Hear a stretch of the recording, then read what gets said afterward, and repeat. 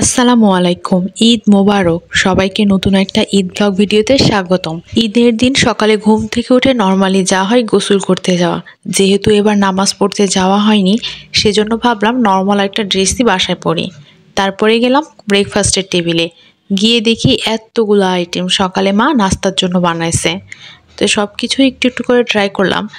অন্যান্য ঈদে অবশ্য এর থেকেও বেশি হয়।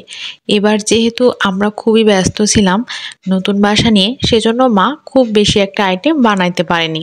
তারপরেও যে আইটেমগুলো বানাইছে এগুলোই আলহামদুলিল্লাহ।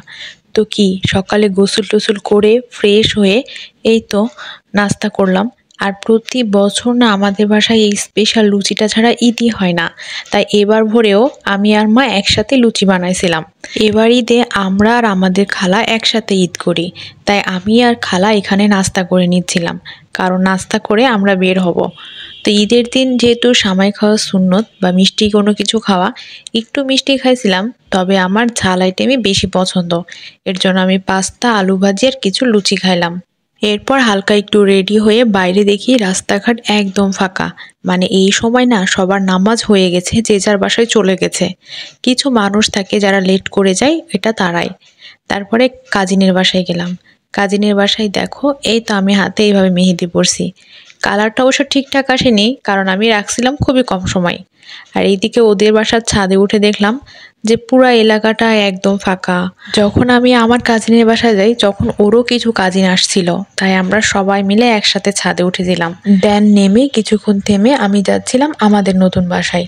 বিশ্বাস করো, কালকে ঈদের দিনটা এত বেশি বোর গেছে, মানে টোটালি একা একা। কোনো কাজ নেই, কাম নেই, তেমন কোনো কাজের নেই, ঘুরতে যাওয়ারও তেমন। কিন্তু তার আগে বাসাটা আমি দেখব, কারণ আমি ছাদ ঢালের পরে বাসায় একদিনও যাইনি। আর এই দেখো পুরা বাসার ছাদ ঢালাই করা। বাসায় ব্যাক করার আগে অবশ্য আরেকবার বাসার পেছনের দিকে গেছিলাম, আর তারপরে একদম বাসায় ঢুকে গেলাম। তখনও মোটামুটি দুপুর হয়নি, দুপুর হইতে অনেকটা দেরি। দেন কিছুক্ষণ ঘুমিয়ে গেলাম লাঞ্চের টেবিলে। আর লাঞ্চ মেনুতে মা যা যা রান্না করেছিল সেগুলো তোমরাই দেখো। প্রতি ঈদে সাধারণত দুপুরে আমাদের একই রকম খাবার হয়। সেটা হয় গরুর মাংস, মাছ ভাজা, ডিম অথবা মুরগির রোস্ট বা একটা আলু ভাজি তো থাকবেই। তো এবার ব্যস্ততার কারণে মা ডিমটা রান্না করতে পারেনি। দীর্ঘ 1 মাস রোজা করার পরে আলহামদুলিল্লাহ ঈদের দিনে সবাই আমরা একসাথে খাইতে বসছিলাম। এটা অবশ্য অনেক মজা ছিল। ঈদের দিন এমনি অনেক স্পেশাল, আর বাসার সবাই একসাথে খাইতে বসলে টাইমটা আরও বেশি স্পেশাল হয়।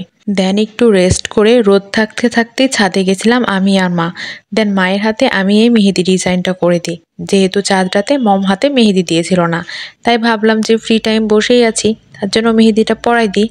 তারপরে এই দেখো রাস্তাঘাট একদম ফাঁকা। বুঝলাম না ঈদের দিনে কেন কেউ বেড়াতে যাচ্ছে না। প্রতিবার দেখি এই রাস্তা দিয়ে কত মানুষ ঘুরতে যায়। অন্যান্য বারের তুলনায় এবার মনে হলো ঈদের দিনে মানুষ একটু কম ঘোরাফেরাই করছে। হয়তো এটা হতে পারে হঠাৎ করে রোদ পড়ার কারণে, বা রোজা থেকে সবাই টায়ার্ড সেজন্য। আর তার পাশাপাশি আমি আমাদের গোটা এলাকাটাও তোমাদেরকে দেখাই দিলাম। বিকালে আমিও একটু পায়ে মেহেদি পরছিলাম। তারপরে চলে আসলো সন্ধ্যাবেলা, মানে ঈদের দিনকে বিদায় দেওয়ার পালা। ঈদের দিন সন্ধ্যাবেলা আসলে খুবই খারাপ লাগে, কারণ এটাই মনে হয় আবার 1 বছর পরে ঈদ। কে পাবে কে পাবে না, সব কিছু মিলে এটাই ছিল আমার ঈদ ব্লগ ভিডিও। কেমন হয়েছে অবশ্যই জানাও। আর সবাইকে আবারও ঈদ মোবারক।